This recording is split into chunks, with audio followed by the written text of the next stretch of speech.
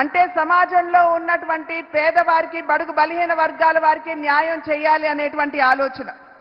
అదేవిధంగా జనసేన పార్టీని కనుక మనం చూసినట్లయితే సోదరులు పవన్ కళ్యాణ్ గారు సమాజంలో ఎవరైనా సరే అన్యాయానికి గురైనట్లయితే వారి పక్షాన నిలబడుతూ ప్రశ్నిస్తాను గళం విప్పి అంటూ ముందుకు వచ్చినటువంటి నాయకత్వం.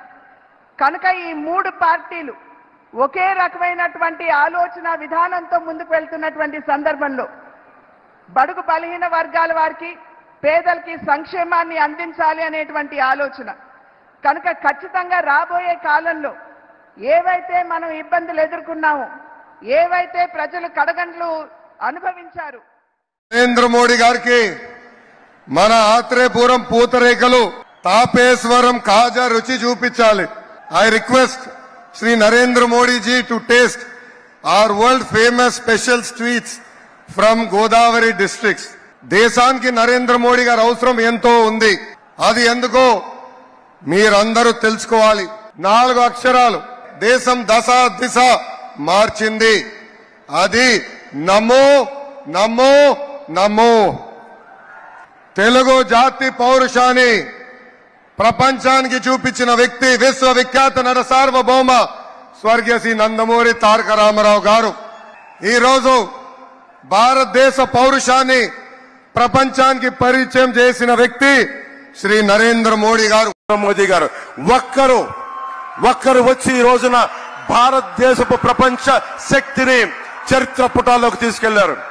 10వ స్థానంలో ఉన్న భారతదేశం 5వ స్థానంలోకి వచ్చింది. మూడోసారి ముచ్చటగా ఆయన ప్రధానమంత్రి కాబోతున్నారు. మూడోసారి అగ్రగామి ప్రపంచ అగ్రగామి దేశాల్లో మూడవ.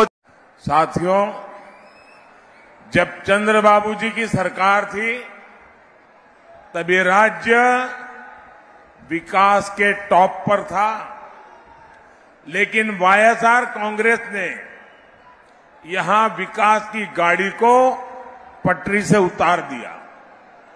जनता के हित में काम करने के बजाय इस सरकार ने तो उल्टा आंध्र प्रदेश को ही भारी कर्ज में डुबो दिया. इसलिए देश हो या प्रदेश, आज विकास का एक ही गारंटी है और वो गारंटी है एनडीए. మిత్రులారా, అవిభక్త ఆంధ్రప్రదేశ్ ఉన్నప్పుడు చంద్రబాబు నాయుడు గారి ప్రభుత్వం ఉండింది. ఆ ప్రభుత్వము అభివృద్ధిలో ఈ రాష్ట్రాన్ని అన్నిటికన్నా పైన టాప్ కి తీసుకువెళ్ళింది. కానీ రాష్ట్రం ఏర్పాటైన తరువాత వైఎస్ఆర్ కాంగ్రెస్ ఈ అభివృద్ధి రథం ఏదైతే ఉందో దాన్ని పట్టాలు తప్పించింది. ప్రజల హితం కోసం, మేలు కోసం పనిచేయడానికి బదులు ఈ ప్రభుత్వము ఆంధ్రప్రదేశ్ ని భారీ అప్పుల ఊబిలో కూరుకుపోయేలా చేసింది. కాబట్టి దేశమైన, ప్రదేశమైన, దేశమైన, రాష్ట్రమైన నేడు అభివృద్ధికి ఉన్నటువంటి ఏకైక గ్యారంటీ ఎన్డీఏ.